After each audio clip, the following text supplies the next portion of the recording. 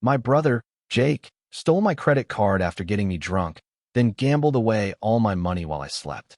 When I confronted him, he shrugged his shoulders and said, "You let me back into your life after everything. What did you expect?" I just stared at him. That was 7 weeks ago. Yesterday, he cut off his ankle monitor and ran. My brother and I have never gotten along, and this is because since day one, he has gone out of his way to make my life miserable. He quickly saw that being younger made our parents believe him more than me, so he'd lie about me a lot. He'd do things like beat himself up and tell our parents I caused the bruises. I'd, of course, get in trouble, and he'd get ice cream as compensation. Somehow, despite this, I never hated him until he turned 18 and began asking me for money, a lot of money. It went from me ordering him takeout once a week to every day, to him demanding a $500 weekly allowance. I had a good job and could afford this, but I didn't want to. Getting money handed to him wouldn't serve him in the long run. I told him so, and to my surprise, he accepted my response. Fast forward to the next week when he came over to hang out. It was all smiles and laughs until the next morning when $250 was missing from my wallet.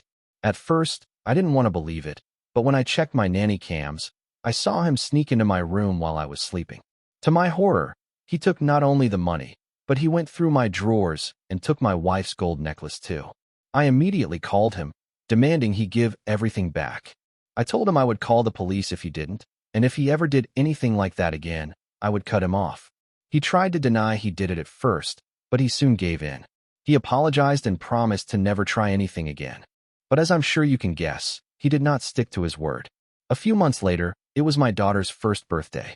At some point, I went upstairs to get the camera for photos when I saw him ripping open and going through the envelopes my friends and family gave to us. He was taking all the cash out of them and stuffing it in his pocket. I snapped my fingers, and when he saw me, he froze. But he didn't apologize. Instead, he started begging me to let him keep the money, and when I told him no, he got mad. He punched my daughter's brand new dresser and hurt his hand in the process. I was forced to kick him out and proceeded to send him a super angry text that same day, telling him I was going no contact. I almost felt guilty because family is family, but then a week later, his girlfriend broke up with him because of the incident. When he called me to blame me for her breaking up with him, I realized I made the right choice. My life went on without him, and for the next 3 years, everything was great. I was even able to put a down payment on the house because I had the money ever since I stopped giving him so much. But then a few months ago, he reached out. He said he saw my Facebook post about the down payment and asked why I never told him. I didn't want to respond, but I gave him the courtesy and reminded him of everything. Surprisingly, he apologized. He said he wanted to make things right and invited me for lunch. I was apprehensive but reluctantly agreed.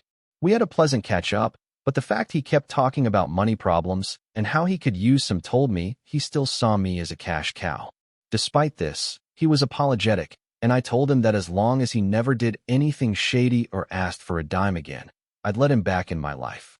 He was ecstatic, overjoyed. He caused a whole scene. He was that happy. Looking back, there was definitely an ulterior motive there. Still, the first month after was perfectly fine.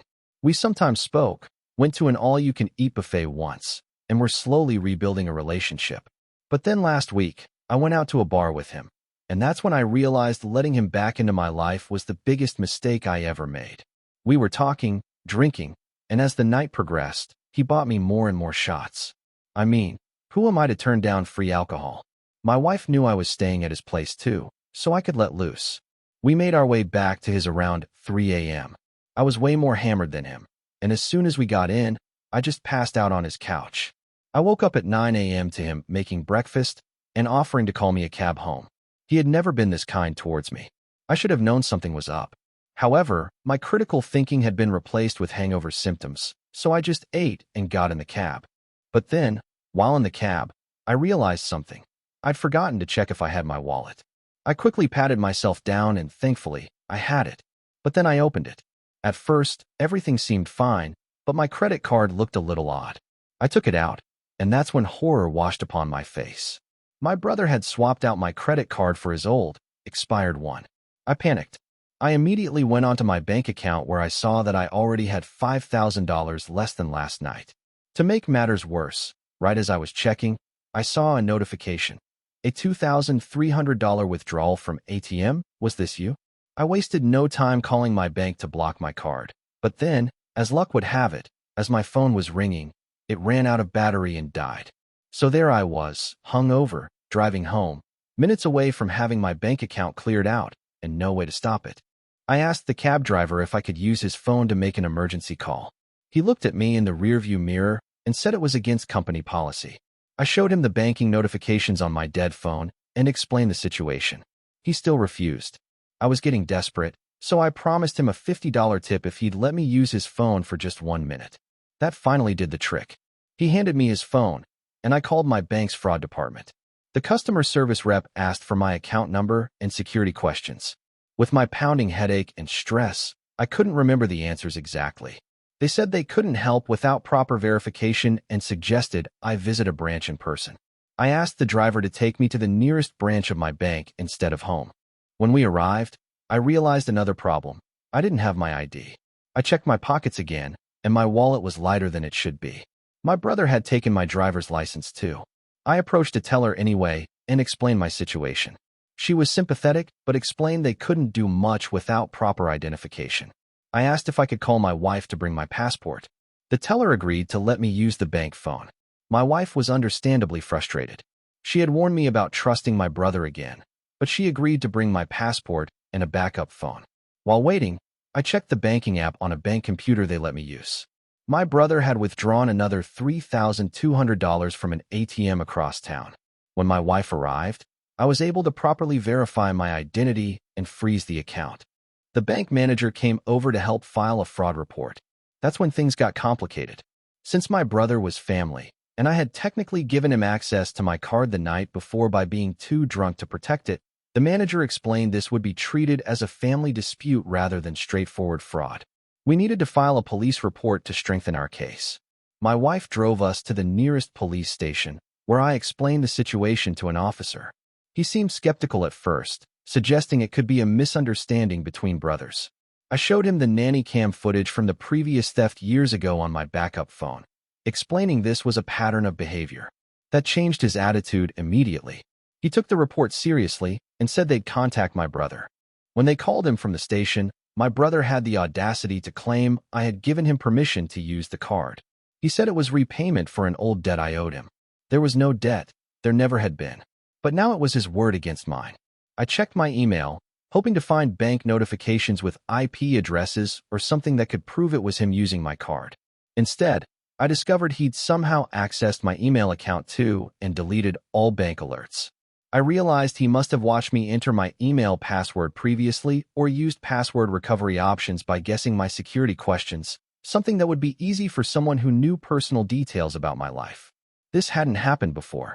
I added two-factor authentication to my accounts, which I immediately did after this incident. A police officer suggested I contact the bank's fraud department directly for details of the transactions. They were able to provide locations and timestamps of the withdrawals, which clearly showed activity in areas near my brother's apartment while I was still asleep at his place. The fraud investigator also told me something that made my blood boil. My brother had attempted to increase my credit limit online. He wasn't just taking what was in my account. He was trying to access even more credit in my name. I immediately changed all my passwords, security questions, and added two-factor authentication to everything. Then I tried calling my brother directly. Straight to voicemail, of course. I left a message demanding he return the money, but I knew he wouldn't respond. I decided to go to his apartment directly. When I arrived, his landlord was outside working on the building. I asked if my brother was home, and he told me Jake had packed up and left that morning with a bunch of bags. He said Jake mentioned staying with someone named Tyler. The name sounded familiar. I scrolled through my brother's social media and found a post from a few months back where he tagged this Tyler guy. I found Tyler's profile, which thankfully listed his workplace. It wasn't much, but it was a lead. I drove to the restaurant where Tyler worked and waited until I saw him. I approached him directly and asked about my brother. Tyler claimed he hadn't seen him in weeks, but as we were talking, I glanced past him into the staff area and spotted my brother's distinctive leather jacket hanging on a hook. I called him out on the lie, and Tyler got nervous. He admitted my brother was actually hiding in the bathroom. I demanded Tyler get him immediately or I would call the police to report him as an accessory to theft. A few minutes later, my brother emerged from the back room with this smug expression on his face, like this was all some kind of game. He casually asked what I wanted, acting like he hadn't just stolen thousands of dollars from me. You know exactly why I'm here, I told him. You stole my credit card and emptied my account. He brushed off my accusation with a shrug. I didn't steal anything. You owed me that money for years of ignoring my needs while you lived your perfect little life. I pulled out my phone and showed him the police report I filed. This isn't a game anymore. This is fraud, identity theft, and straight-up robbery. The police are already involved. The smirk vanished from his face instantly. He glanced at Tyler, who was pretending to be busy wiping down a nearby table while obviously eavesdropping. My brother lowered his voice and suddenly changed his tone. Look, I can give you half the money back today, but I need the rest for some medical bills that can't wait. Medical bills? What medical bills? I asked, already knowing this was probably another lie. I've been having these issues. I didn't want to tell you because I knew you wouldn't believe me, he said, pulling out his phone. I have the documents right here. As he scrolled through his phone, trying to find these supposed medical records, he accidentally opened his online shopping cart instead. I caught a glimpse of several high-end electronics and designer clothes before he quickly closed it. I grabbed his phone and took screenshots of the cart before he snatched it back. Those are for a friend, he stammered. Sure they are. Just like my credit card was for your medical bills, I replied. I'm sending these screenshots to the police right now unless you agree to return everything you took today. He agreed to go to the bank immediately. On the way, I noticed him secretly texting someone. I managed to see part of the message. Move the cash now for. I grabbed his phone from his hands and saw he'd been messaging 3 different friends, asking them to hide portions of the money he'd stolen from me. Seriously? You're trying to hide the money while sitting right next to me? I demanded. He claimed they were just friends he owed money to, but when I called the first person on his contact list, they immediately said, I already spent my share, sorry man. I hung up and glared at my brother. You split my stolen money with your friends? He suggested that maybe he could work off the debt by helping around my house, the same house where he'd stolen from my infant daughter's birthday gifts. I laughed in his face. You're never setting foot in my home again, I told him. At the bank, he withdrew $1,200 and handed it to me. This is all I have left, he claimed. Show me your online banking. Now, I wasn't buying his act anymore. Reluctantly, he logged into his account on his phone. I saw several large transfers to an online gambling site, made just hours after he'd stolen my card. He'd blown through thousands of dollars in a single gambling session. I was trying to double it, he explained.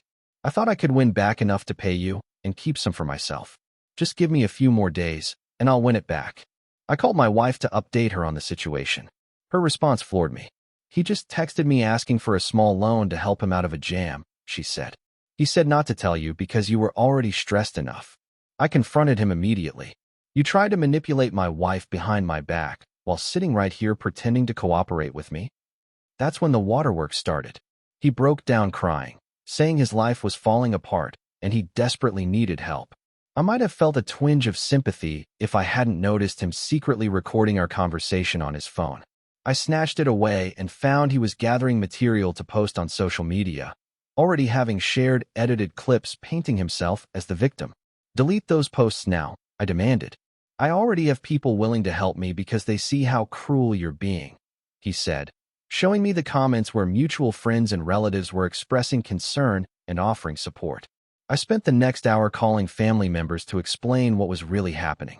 Most were confused, having only heard his twisted version of events. Some didn't believe me, thinking I was being too harsh on my troubled little brother. While I was on the phone with our aunt, my phone beeped with a call waiting. It was the bank's fraud department. They confirmed the unauthorized use of my card based on the timing and location data. I finally had concrete proof that couldn't be dismissed as a misunderstanding. Armed with this confirmation, I updated the police report and provided the additional evidence.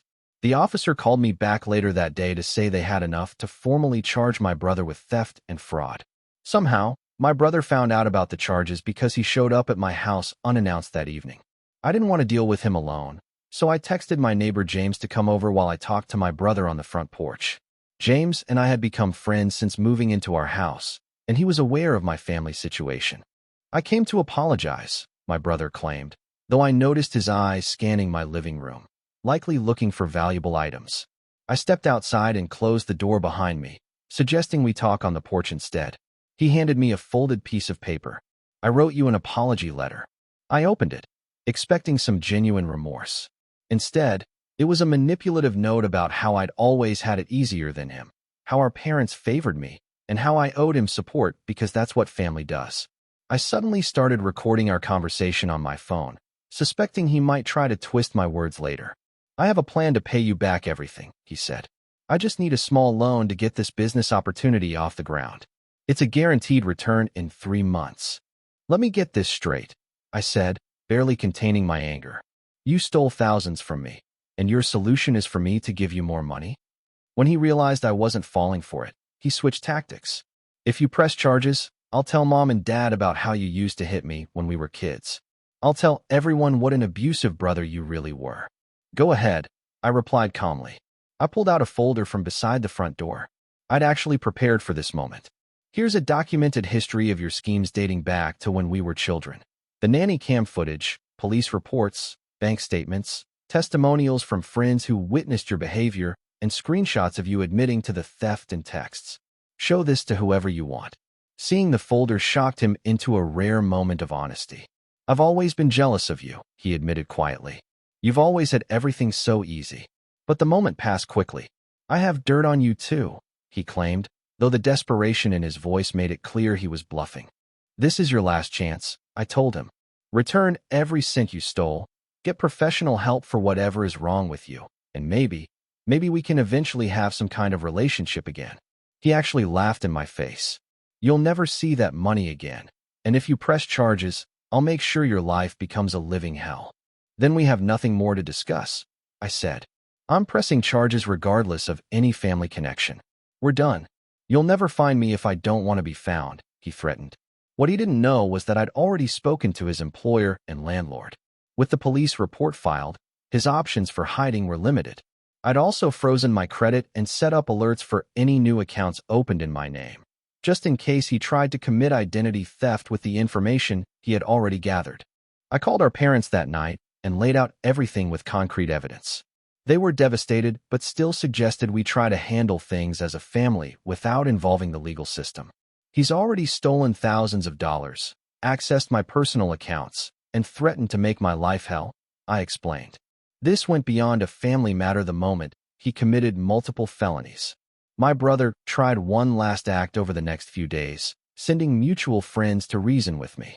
Our childhood friend Marcus showed up, saying, Jake was sorry and wanted to make amends. Has he told you exactly what happened? I asked. He said there was a misunderstanding about money he thought you'd agreed to give him, Marcus replied. I invited Marcus inside and showed him the evidence I had collected, the police reports, bank statements with locations and timestamps, screenshots of threatening messages, and the nanny cam footage from years ago. The documentation painted a clear picture of my brother's pattern of theft and manipulation over time. By the end, Marcus was visibly shaken. I had no idea, he admitted. He made it sound like you were being unreasonable over a small loan. As Marcus was leaving, he hesitated at the door. I probably shouldn't tell you this, but he mentioned he's planning to leave town tomorrow, going to stay with some cousin in Arizona until things blow over. I immediately called the police with this information. The officer told me they couldn't arrest him without a warrant, which was still being processed. They suggested I might be able to recover some money through small claims court, regardless of the criminal case outcome. Over the next few days, I gathered all my financial records while waiting for the criminal case to proceed.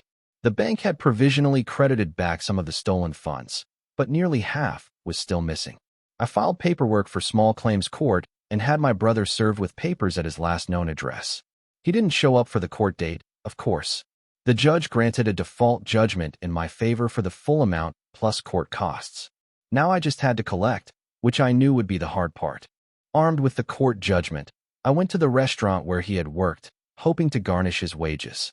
The manager informed me he'd quit without notice the previous week. Another dead end. I decided a more aggressive approach was needed. I hired a private investigator, nothing fancy, just a retired cop who did this work on the side for reasonable rates. Within 3 days, he located my brother working under the table at a bar across town. Since he was being paid in cash, wage garnishment wouldn't work. I was running out of options when I remembered something. My brother had posted photos of a new ride on social media a few weeks before the theft. He'd somehow financed a used car despite his terrible credit. I checked with the DMV and discovered the car was registered with our mother as a co-signer. This gave me leverage. I called our mother and told her everything I discovered. She was reluctant to get involved, still seeing this as a dispute between her sons rather than a criminal matter. He's working for cash to avoid paying you back the money he stole, I explained. He's violated a court order and is still driving the car you co-signed for. If he gets into an accident or gets arrested, you're financially responsible for that car. This finally got through to her. She agreed to help by threatening to report the car as stolen if he didn't cooperate. It was the first time she'd taken a firm stance with him in his entire life. My brother retaliated by posting more manipulative content online about his abusive older brother trying to ruin his life over a misunderstanding. I countered by posting the court judgment publicly, tagging everyone who had commented supportively on his posts. The public exposure forced him to contact me directly for the first time since our confrontation. He offered to return half the remaining money if I would take down my posts about the court judgment. Full amount or nothing, I replied. I'll remove the posts after I receive payment. He agreed to meet me at a bank the next day to transfer the first payment, but when he showed up, he only had a quarter of what he promised. I walked away without accepting it. A week passed with no contact. Then late one night, he called, claiming he had the full amount. He insisted I come alone to an industrial area after midnight to get it. I laughed and hung up. I texted him the address of the police station and said that's the only place I would meet him. Surprisingly, he agreed. The next day, I arrived at the police station early and explained the situation to the officer at the desk. When my brother arrived, he had a cashier's check for the full amount. I was shocked he'd actually brought the money. The officer on duty recognized my brother from the reports I'd filed. "Aren't you the subject of a fraud investigation?" he asked casually. My brother paled visibly. He tried to play it off as a misunderstanding between brothers, but the officer wasn't buying it. It was just a mix-up of borrowing his card, my brother claimed. I played the recording from our porch conversation where he clearly stated, "You'll never see that money again." The evidence was overwhelming. The officer asked my brother to wait a moment and stepped away to make a call. Minutes later, 2 more officers appeared. They informed my brother that there was an active warrant for his arrest related to credit card fraud and violation of court orders. As they led him away in handcuffs, he looked back at me with genuine shock. He never believed there would be real consequences for his actions. For the first time in his life, he was facing the results of his choices without anyone to bail him out. Our parents called me that evening, practically hysterical. "How could you let them arrest your brother? He's family," our mother cried. "I didn't let them arrest him," I explained. "He committed multiple crimes and has been avoiding the consequences. The police were doing their job. They begged me to drop the charges, saying family should work things out privately." I was torn between family loyalty and the knowledge that my brother would never change without real consequences. After much consideration, I proposed a compromise to the prosecutor. The charges would be reduced if my brother completed financial counseling, addiction treatment for his gambling problem, and community service. The prosecutor agreed, as it was a first offense on paper at least, and the courts were backlogged. My brother initially balked at the deal, insisting he wasn't a criminal and didn't need treatment. After a night in holding, however, he changed his tune and signed the agreement. The money was returned to me through the court, and my brother was released to begin his counseling and community service. I felt relieved that he was finally facing consequences while also getting the help he needed. For about 3 weeks, things were quiet. Reports from his probation officer indicated he was attending his required sessions and completing his community service hours. I started to think maybe this wake-up call had actually gotten through to him. Then I received a disturbing call from an unknown number. When I answered, a rough voice asked, "Is this the brother of Jake?" "Who's asking?" I replied cautiously. "I'm his cellmate from when he was locked up," the voice explained. "I thought you should know. He's planning something once he completes this program. He talks about you all the time, man. Says you're going to pay for embarrassing him." I refused to engage further, suspecting this might be another of my brother's manipulations, getting someone to call and scare me as a form of revenge. I dismissed the call and tried to put it out of my mind. But 3 nights later, I woke to the sound of glass breaking. Someone had smashed all the windows in my car parked in the driveway. I checked my security cameras and saw a familiar figure. Tyler, my brother's friend from the restaurant. I reported the vandalism to the police with the camera footage as evidence. The officer explained they could charge Tyler with property damage, but it would likely only result in a fine. The connection to my brother would be difficult to prove unless Tyler admitted it. Realizing I needed better security, I immediately upgraded my home system, adding cameras with better night vision and motion sensors around the property. I also installed a dash cam in my car that would record even when the vehicle was parked. A few days later, I received notification that my brother had completed the initial assessment phase of his program and was being released from daily monitoring. This was earlier than I'd expected, and it made me uneasy.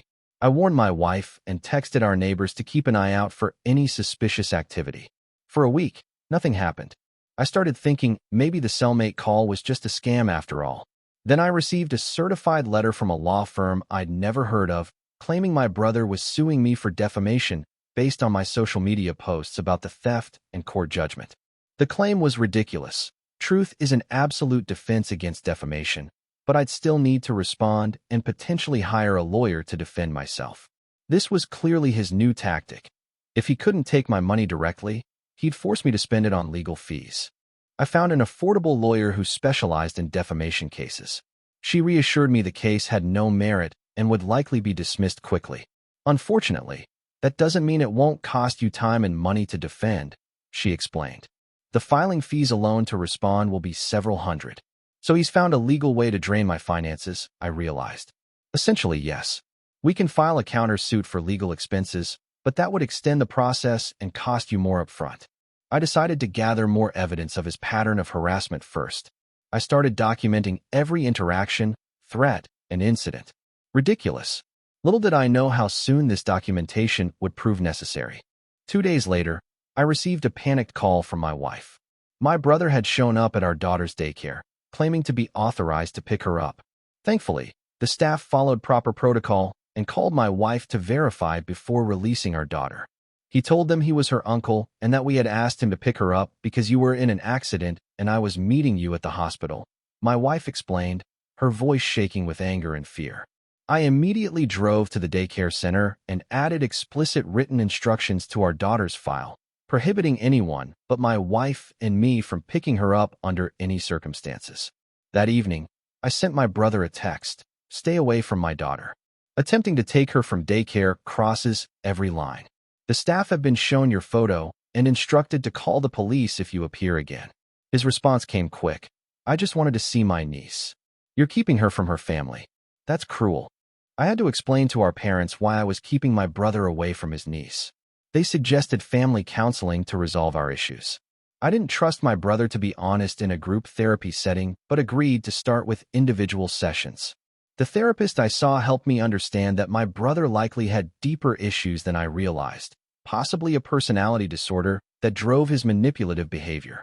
She emphasized that while this might explain his actions, it didn't excuse them, and it wasn't my responsibility to fix him. The most important thing you can do is set clear boundaries and enforce them consistently, she advised. Following this advice, I drafted a formal letter outlining exactly what contact was acceptable, none at this point, and what would happen if he violated these boundaries: immediate legal action. I sent copies to him, our parents, and kept one for my records. During a conversation with my mother a few days later, she inadvertently revealed that my father had loaned my brother money for his legal fees in the defamation case against me.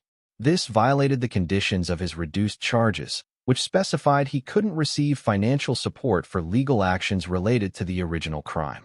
I faced a difficult decision: report this violation to his probation officer, which could send him to jail, or let it slide and potentially enable more manipulation.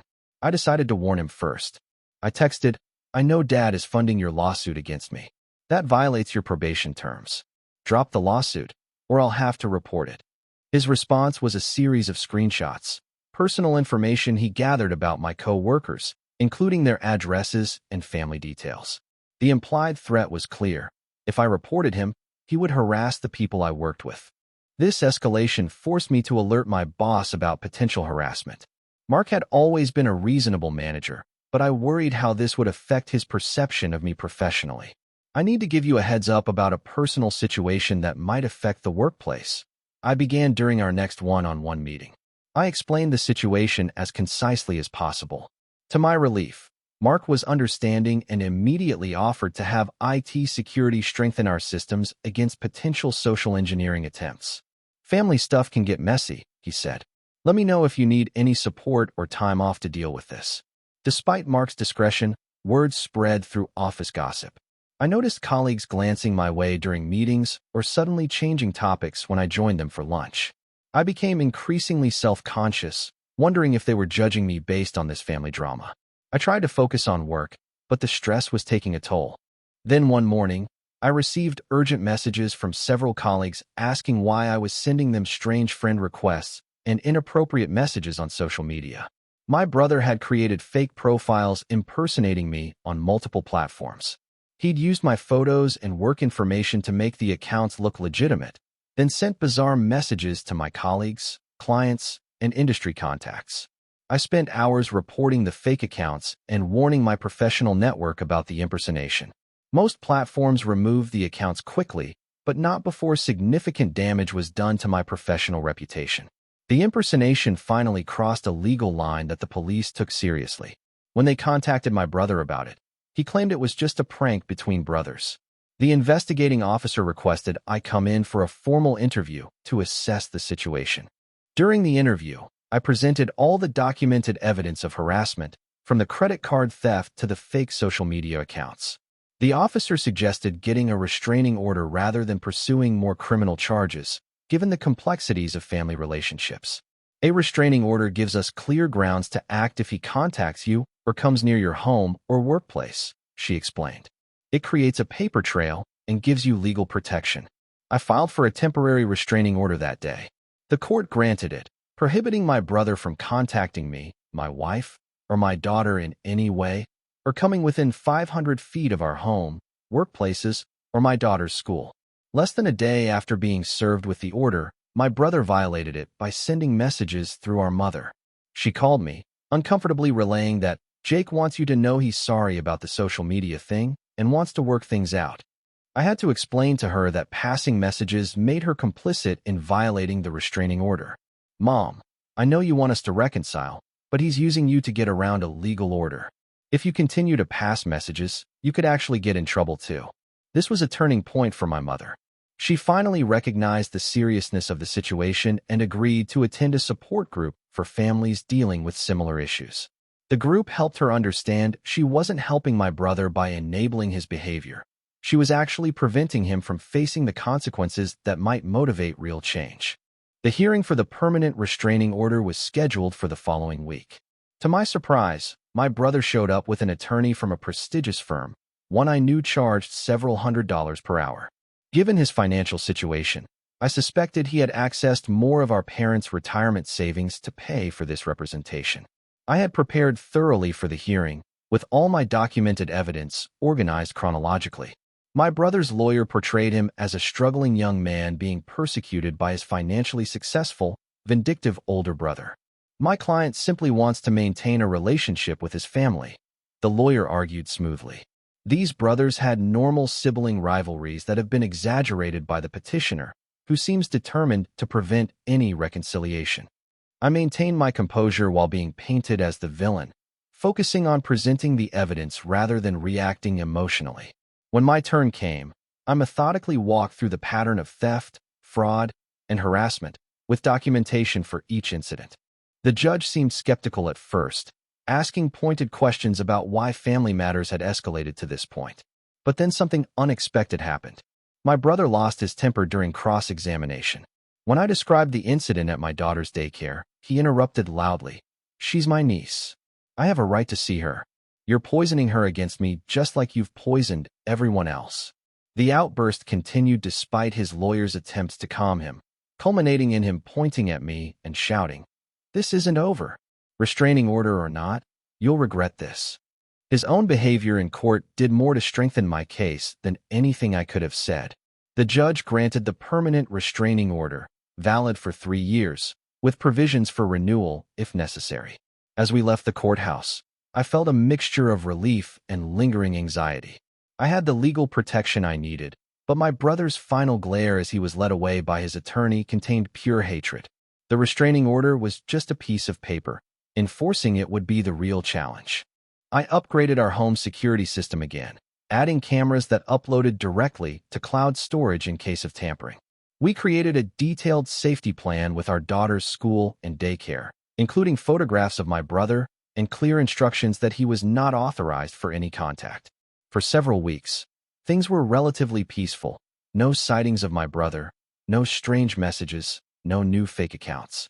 I started to relax slightly, hoping the restraining order had actually worked. Then our home internet began behaving strangely. Devices would disconnect randomly, and our smart home features would turn on and off without anyone activating them. I ran a network scan and discovered an unknown device had accessed our Wi-Fi. I immediately changed all passwords, enabled MAC address filtering, and upgraded to a more secure router. When tracing the breach, I found the unauthorized access had come from a laptop registered to my cousin Alicia.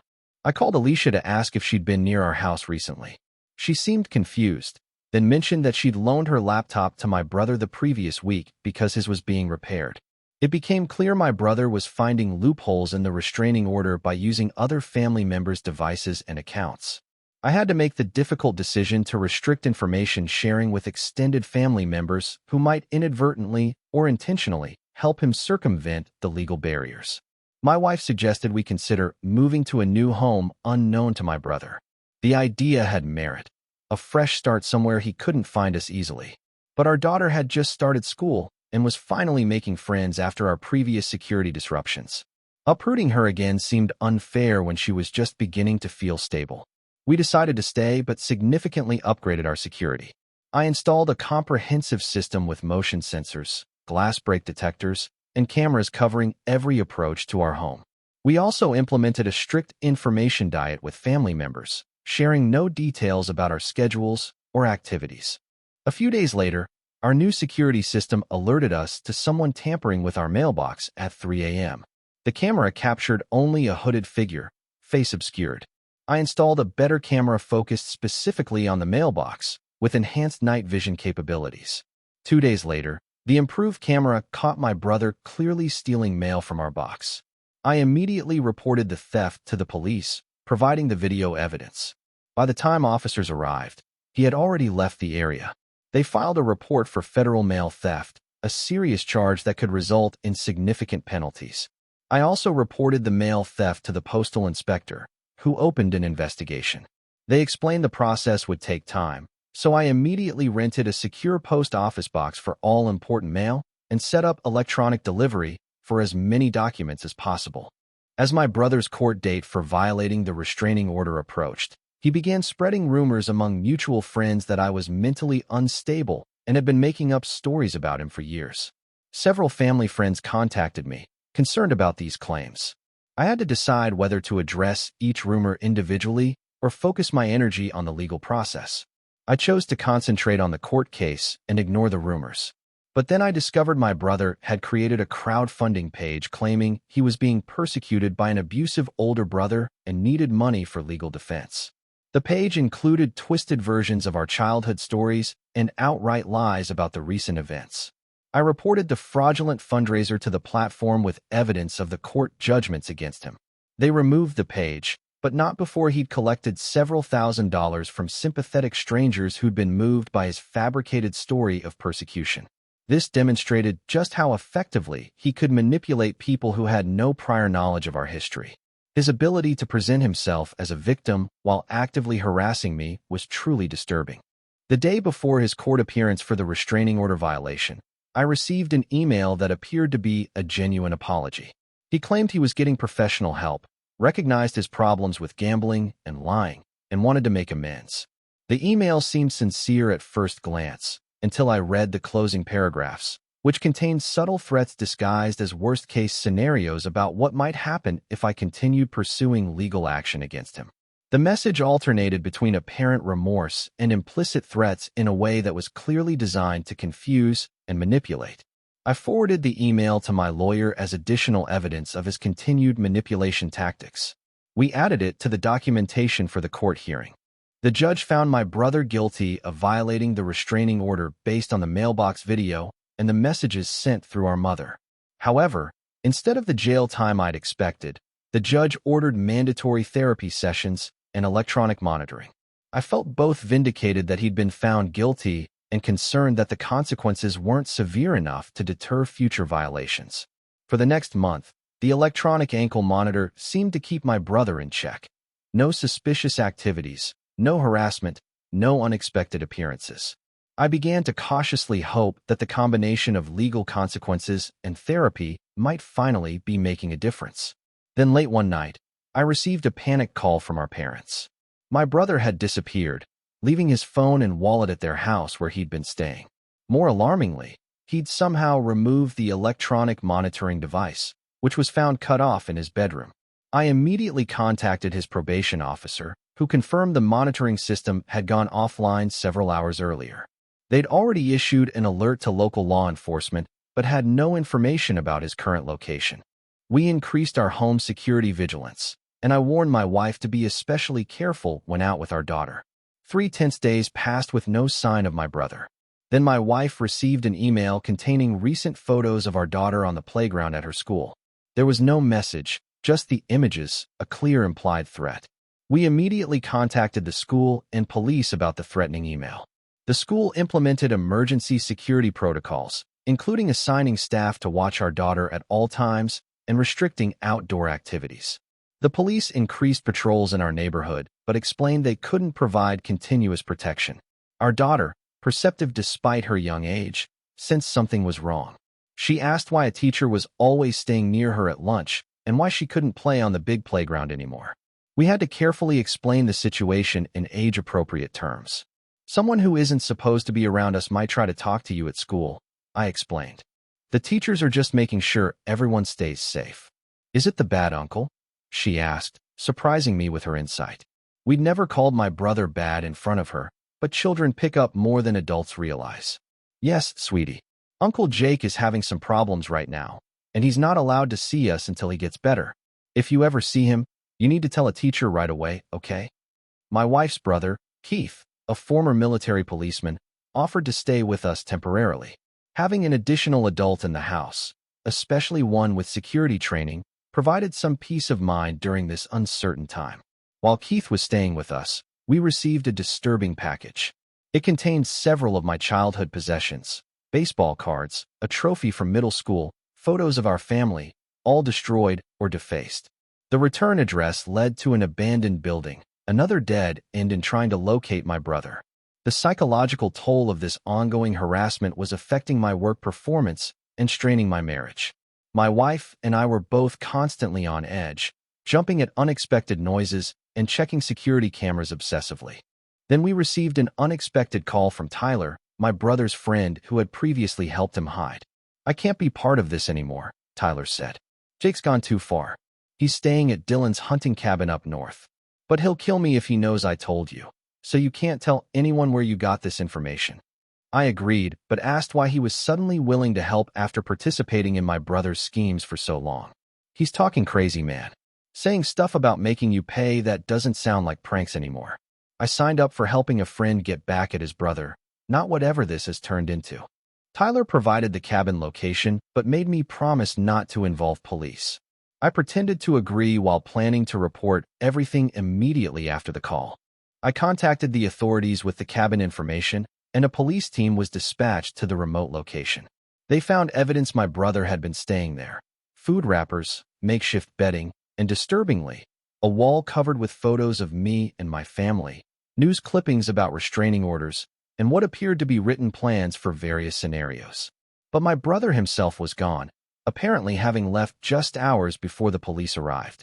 They issued a wider alert for his apprehension, now considering him potentially dangerous based on the materials found at the cabin. That night, our security system alerted us to movement in the backyard.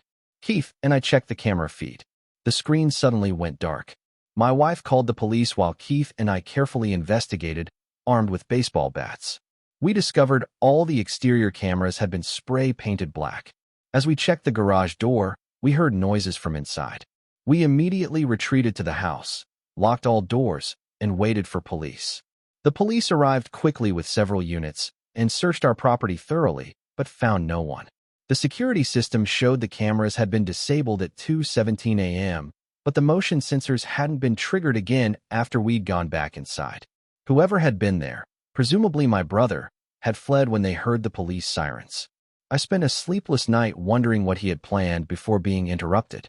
The next morning, contractors arrived to repair the security cameras while Keith and I took turns keeping watch. Around noon, I received a text from an unknown number. Playground 3 p.m. Come alone or everyone will know what really happened that summer. The message patterns in reference to that summer when I had supposedly broken my brother's arm, though the actual story was that he'd fallen from a tree while I was supposed to be watching him, confirmed it was from my brother. I immediately contacted the police, who suggested wearing a wire to the meeting. They were concerned about my safety, but agreed this might be the best opportunity to apprehend him. We developed a plan with plainclothes officers positioned strategically around the playground. I arrived at our childhood playground at the appointed time, my heart pounding despite the knowledge that officers were nearby. I waited nearly an hour with no sign of my brother, beginning to think it had been another manipulation tactic. As I was about to leave, a figure emerged from behind the old slide. My brother, but nearly unrecognizable. He was thin to the point of gauntness, his clothes dirty and wrinkled, his eyes wild with a combination of exhaustion and something more disturbing. Instead of feeling angry, my first reaction was concern. He looked seriously unwell, not just physically but mentally. This wasn't the calculated manipulator I'd come to expect. He appeared genuinely unstable. He launched into what seemed like a practiced speech about how I'd ruined his life and turned everyone against him. But when I simply asked, "Why can't you just leave my family alone?" the script seemed to fall apart. For perhaps the first time in our adult lives, his facade cracked completely. He broke down in what appeared to be genuine emotion rather than his usual calculated display. "You've always been better than me at everything," he said. "Everyone loves you. Everyone trusts you. No matter what I do, I can't catch up." For the first time, he admitted to his jealousy and resentment without the usual manipulation. He talked about feeling like he was in my shadow from childhood, how our parents' pride in my accomplishments had felt like criticism of his failures. But then he pivoted to blaming his actions on childhood trauma and claimed our parents had always favored me unfairly. I acknowledged that our childhood had its difficulties but refused to accept that as justification for his criminal behavior as an adult. "I've been diagnosed with borderline personality disorder and gambling addiction," he revealed. "The therapist gave me medication, but it made me feel worse, so I stopped taking it. I saw an opening for a potential resolution. I'll help you find treatment that works better for you," I offered. "But first, you need to turn yourself in. You've violated your probation, removed your monitoring device, and broken the restraining order multiple times. Let's start by fixing those problems, then we can work on getting you proper help." He seemed to consider this seriously, looking at me with what appeared to be clarity for the first time in years. Then his expression changed as he glanced over my shoulder, spotting one of the plainclothes officers who had shifted position. "You brought the cops?" he hissed, panic replacing the momentary vulnerability. "It's always the same with you, pretending to help while setting me up." He darted away toward the wooded area behind the playground. The officers emerged from their positions and quickly apprehended him without incident. As they handcuffed him, he looked back at me with a mixture of betrayal and resignation. "Please tell them it was a misunderstanding," he begged. "Tell them I wasn't running." I shook my head. "I can't do that, Jake. This has to stop." The officers led him to a patrol car while reading him his rights. One detective stayed behind to get my statement.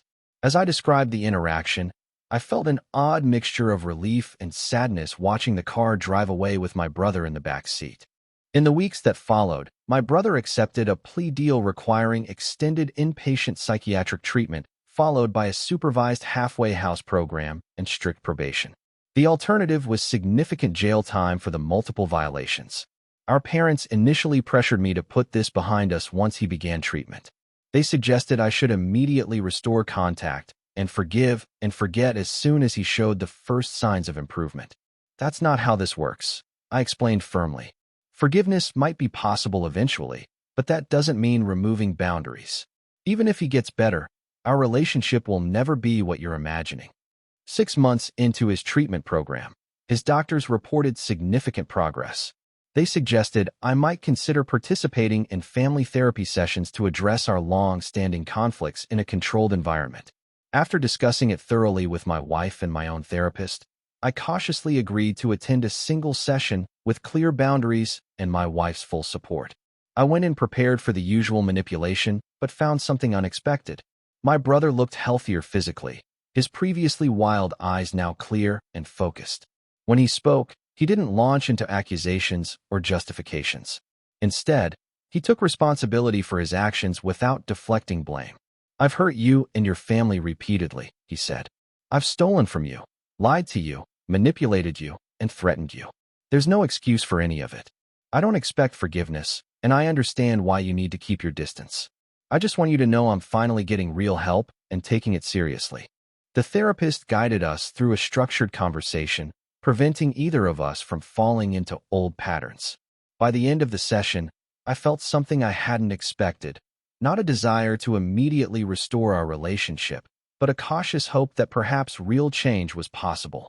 As I left the treatment facility, I realized this was the first interaction with my brother in years that hadn't left me feeling drained, manipulated, or angry. There would be no quick reconciliation, no immediate restoration of trust that had been shattered so completely. But perhaps there could eventually be a new kind of relationship, built on honest communication and firm boundaries. For the first time, I felt we might both be able to heal from the damage and move forward, not as the close brothers our parents wished for, but as individuals who could interact without causing each other further harm. It was a modest hope, but after everything we'd been through, it felt like a significant step toward breaking the toxic cycle that had defined our relationship since childhood.